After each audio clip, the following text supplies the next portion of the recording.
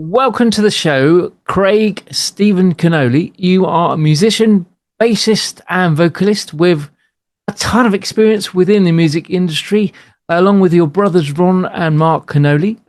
You were also in a band with our very own Skyler Jett. I'm sure we'll get to talk about that a little bit later on. It's a real pleasure to have you on the show with us today, Craig. Thank you so much for joining us, and please do. Thank you for having me, sir. Tell us more. Tell you more? Tell us more, yeah. Well, let's start at the beginning. The beginning was some strong inspiration from the family. My mother was a singer. My father was a guitar player.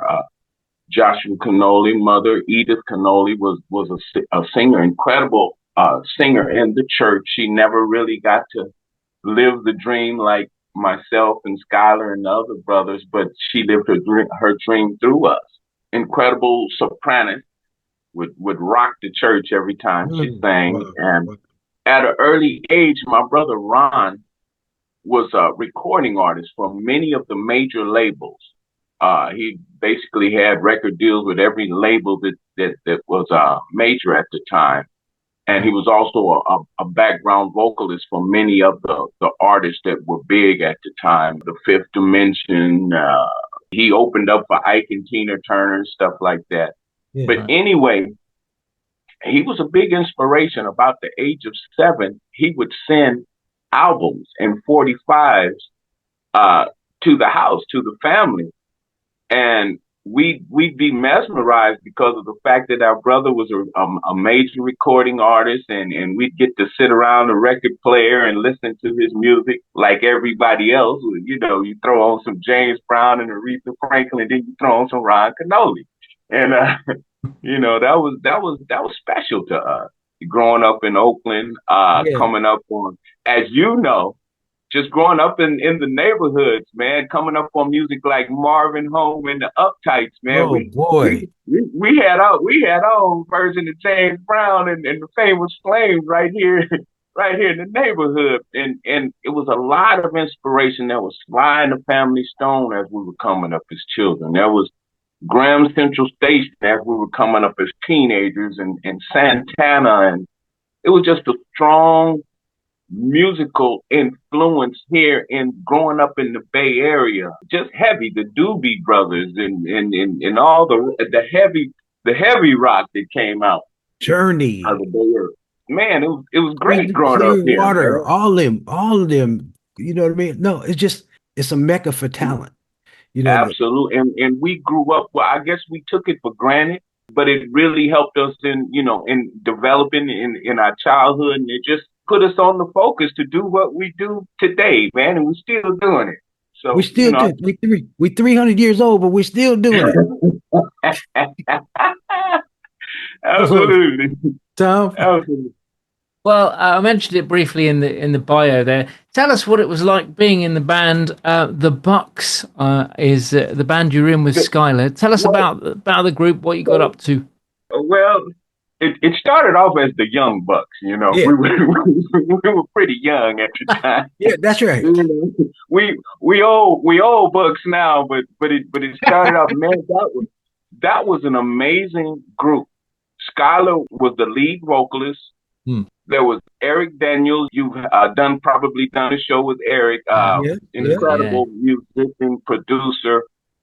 There's Gene Finley. He was the guitarist. He was the rocker. Him and Skyler had a lot of experience together in bands and performing around the Bay Area. You know, doing on the rock scene, hanging out with Journey and all them cats, and Eddie Money and all them guys. That was Skyler's scene, and Gino. Yeah. And Wilton Rabb at his house right now in his studio. Wilton Rabb, Eric Daniels, and myself. We come up under Larry Graham's umbrella. Yeah, pretty much the umbrella of Larry Graham. We were writers at the age of 17 and 18 and 19 at the time, and so we hooked up. We got down to Hollywood and hooked up with Gino and Skyler, and the rest was history, man. We was like, let's put this thing together. Because we had the sound. It was just a sound coming out of the Bay Area that only came out of the Bay Area at the time.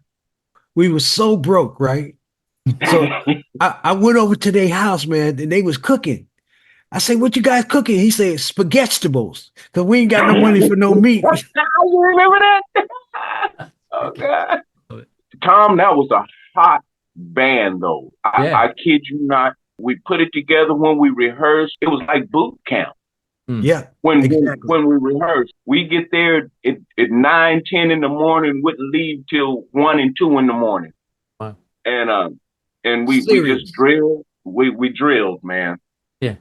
I mean, people would come and see it just at the rehearsal and go. At the rehearsal.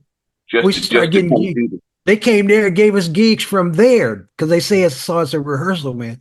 That shit was so tight. I forgot to talk about Shoes. Shoes was our drummer. Billy Shoes Johnson. He was the original drummer for Frankie Beverly and Mays, the late great Frankie Beverly. He was on that live in New Orleans. So that's a historical album. That album will be around for eternity. Way after, yeah, man. And then you went to go play gospel music in Florida, right? Yeah. Well, what happened was after the Bucks broke up, everybody went their separate ways. I ended up in 97 going on tour as a background singer with Maxwell on his Urban Hang Suite tour. And that was my first time actually leaving the country. And the first stop, Tom, was London, England, my friend. Here we go. Here we are. Nice. My first time out of the country, out of the U.S., and it was London. We did a night, I forget the venue that we performed at, but then we flew to Paris. We did a television show. It was on Channel Plus, Canal Plus. Yeah. That's what you guys call it, right? Yeah. Okay. That was my first live television show. And then after that particular year, we did about 11. He was hot. The Urban Hang Suite tour was hot. Maxwell was a hot artist in 97. Yeah. And so we did about 11 television shows. We did a MTV Unplugged. That MTV. Boy, that's MTV dinosaur for sure. Yeah, MTV Unplugged with Maxwell. We did a VH1 special. We did the Planet Groove and the Chris Rock HBO special, the David Letterman. It was a big thing for me. Finally, my long time dream of traveling, touring, which all of my friends, Skyler, Wilton, Shoes, all of them had experienced that at an early age, much sooner than I. It didn't happen for me till I was about 37 years old. You enjoyed it though. Man, it was a blessing. And then after that, the following year after that, I was touring as a background singer with Tevin Campbell. And Tevin's really cool person, man. Did he do a song called Little Brother? Sure, I know he did. Prince wrote that Hush for him. Yeah. Babyface did a lot of stuff on him as well. Yeah, I wrote a song on him called Little Brother. You did? Yeah. Oh my goodness, man! I'm gonna have to look that, man. I'm gonna have to listen, man. I didn't have no. Thanks for telling me. I'm gonna have to find that now, guy. Yeah, man, Little Brother, man. I'm doing all the background on there. I wrote the lyrics. What? My, that's awesome. Tom, go get it, man. Tom, that was the like the short. That was like the end of pretty much the secular career. Yeah. Because up until that, like I was saying, I was a writer for Graham, and I was introduced to many major players in the industry at an early age. At the age of 18, I was I was bassist on Ester Phillips' last album, Good Black is Hard to Crack. I was on the McCrary family's album, produced by Wayne Henderson, called All Night Music. That Ester Phillips album was produced by the late, great Benny Golson. We just lost Benny about a week and a half ago. Wow. You probably heard. Benny Golson was the author of the song Killer Joe. Oh. The classic song Killer Joe. Benny Golson. And, you know, I have to give a shout out to Larry Graham because at the early age, first of all, he was an incredible inspiration on bass. You know, Larry was everything as I was growing up, man, as a child. Yeah. And at the early age of 18, I was a songwriter for Larry Graham. And it was through Larry Graham and meeting up at his studio in the Hollywood Hills that I was connected with producers like Wayne Henderson of the Jazz Crusaders, Ben Golson of Ben Golson, Art Farmer Jazz Quintet, producers like Bobby Martin. As a matter of fact, we did, I don't know if you remember, Sky, but we did the Reedy Jackson project. Oh my God. At that same studio. So shout out to Larry Graham for really, really opening up the doors for not only myself, but for Wilton Rabb and Eric Daniels and just introducing us to the industry with some not only reputable, but with some people with some integrity, man, because you see right now the industry is a mess. You know what? I remember when Gino and I moved down there. It was 1980 when we moved there. And the Raiders moved down there and won the Super Bowl that year. Right. The same year, right? That was great, bro. That was absolutely great. But you guys took Gino and I to a session and introduced us to Wayne Henderson, right? Right. And he said, "Here, man, take this cowbell." I played a cowbell. He paid me $150 to play cowbell. I said, "Man, I like Hollywood." Oh, wow. Hey, brother, listen, I love you so much, man. And listen, thank you for the privilege of your time today. Okay. Yeah.